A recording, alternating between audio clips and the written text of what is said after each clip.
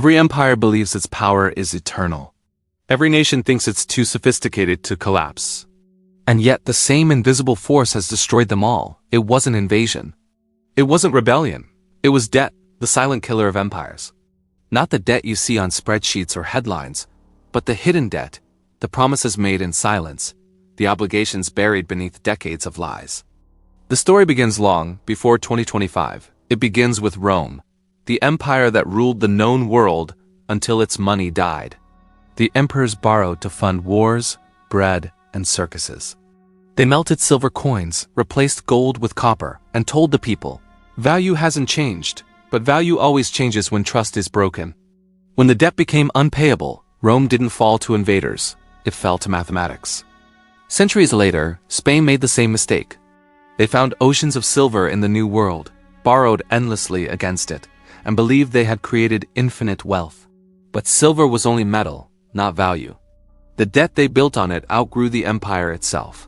By the 1600s, Spain was drowning in its own excess. The richest nation in history had become its poorest creditor.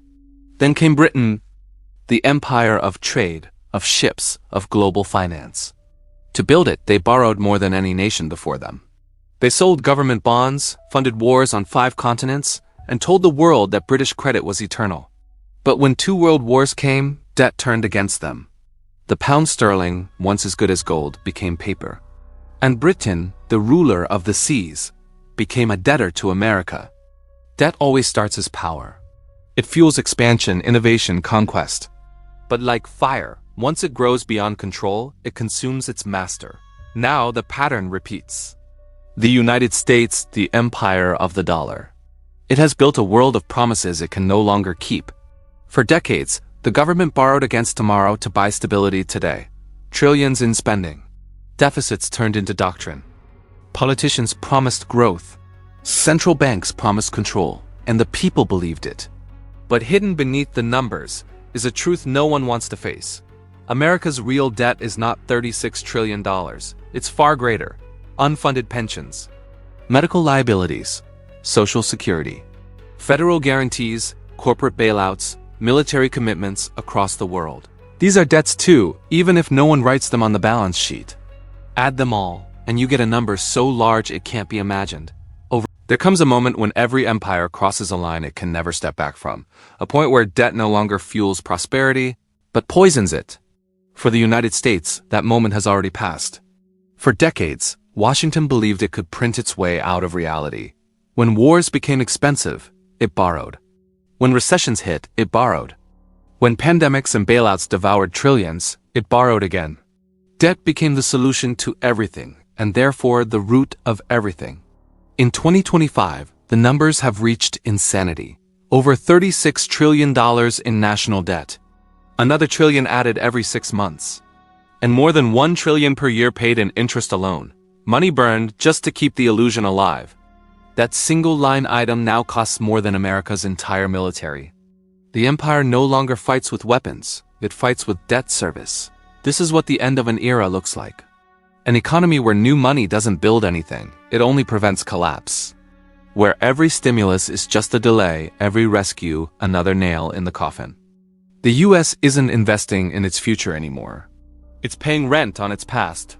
The trap is set.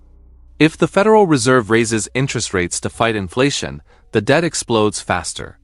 If it lowers them to reduce the burden, inflation destroys purchasing power. Either way, trust erodes, and trust is the last pillar holding the dollar upright. Every empire that reached this point thought it could outsmart mathematics. Rome debased its silver coins. Spain shipped home oceans of gold. Britain printed pounds backed by nothing but memory. Each time, confidence vanished before anyone could stop it. Now, the same formula is written in Washington's books. But this time, the collapse won't stay local. Because America as debt isn't just its own problem, it as the foundation of the global system. Every bank, pension, and foreign reserve depends on U.S. treasuries being safe. If they fall, everything falls. That's why the rest of the world is running, quietly but decisively, toward the exits. China, Russia, India, Brazil, Saudi Arabia, the BRICS bloc are building escape routes, gold settlements, currency swaps, digital trade platforms outside the dollar's reach. In 2023, Saudi Arabia joined the BRICS. In 2024, oil began trading in yuan. In 2025, for the first time in 50 years, global energy trade no longer depends on the dollar. That's not politics. That's a revolution. And yet, inside America, the denial continues. Politicians speak of temporary deficits. Economists call it manageable. The media says, we've seen worse. But the math says otherwise. When debt grows faster than GDP, collapse isn't a possibility. It's a schedule. The government must borrow just to pay interest on what it already owes. That's not a budget. That's a Ponzi scheme wearing a flag. A machine that survives only as long as new believers feed it. But what happens when belief runs out? You can already feel it. Groceries rising by 20%. Housing doubling in a decade. Families living on credit cards just to make ends meet.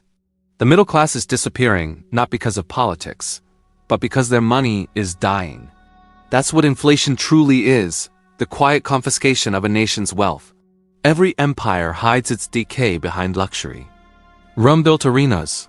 Britain built colonies. America builds brands, screens, and noise. But beneath the spectacle, the same pattern unfolds. A nation drowning in comfort, pretending it's control. The debt curve has gone vertical. There's no paying it back, there's no balancing the books. The only question left is, how fast will confidence collapse? Once trust breaks, it's over. Markets crash in hours. Currencies die in weeks. Empires fade in years. Not with an explosion, but with a quiet mathematical certainty. The United States has reached that certainty. It has crossed the point of no return. And the world knows it, even if Americans still refuse to see it. Because no one escapes the gravity of debt. Not Rome, not Britain.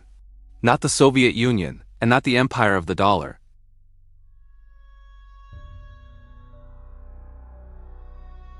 Empires don't die when they lose wars. They die when they lose trust. Trust in their currency. Trust in their government. Trust in the story that once held their people together. And right now, the United States is losing all three. For decades, the dollar was more than money, it was belief.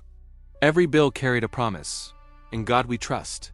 But that trust wasn't in God. It was in power, the power to print, to project, to dominate. Now, that illusion is fading. The world no longer needs the dollar to function. Trade deals are being written in yuan, rupees, and gold. Saudi Arabia, India, and China are testing new systems where energy moves without a single US dollar. The BRICS bloc is expanding, a coalition built not on ideology, but on escape. Escape from the American debt empire. And here's the truth no one in Washington dares to admit. When the demand for dollars disappears, those dollars come home. Every foreign reserve, every treasury bond, every offshore dollar eventually returns, and when they do, inflation will no longer be 8% or 10%. It will be existential. That's what happens when an empire's currency becomes a liability instead of an asset. The same green paper that once built nations will now burn them. The government will call it a transition. The media will call it the new normal. But history will call it what it always is, collapse. When the British pound lost its status after World War II, the empire didn't vanish overnight. It faded, quietly, painfully, decade by decade. Now America faces the same slow fade. Except this time, there's no successor waiting in line. The next system won't be led by one empire, but by many. A multipolar world where no single currency holds absolute power. The Chinese yuan backed by gold and trade. Digital currencies controlled by algorithms and governments. And maybe one day, a global system tied not to trust, but to code. But whatever form it takes, it will be born from chaos. Because before every reset comes the storm. That storm begins when confidence breaks. It starts with a market crash that no one saw coming. Then a bank run. Then new controls for your protection. Withdrawals limited. Transfers delayed. Then comes the digital dollar, programmable, trackable, inescapable. They'll say it's for stability, they'll call it progress, but it's not progress, it's containment. A final cage built for a collapsing empire. This isn't science fiction. It's what every government does when its currency fails. Rome banned the export of gold.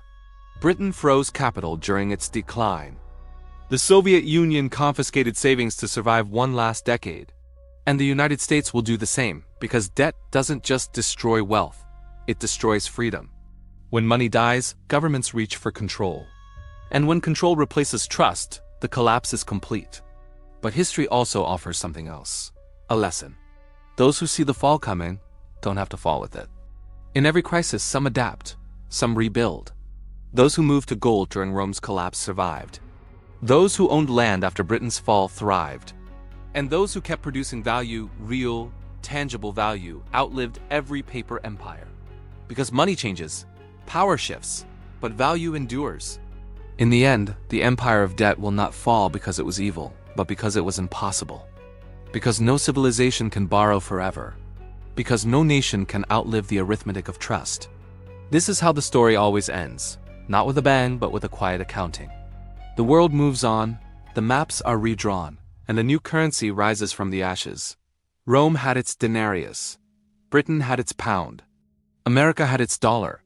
And now, as 2025 unfolds, a new system is being born, one where the dollar is just another currency, and the empire that once ruled the world learns to live like everyone else. The Great Reset isn't coming. It's already here.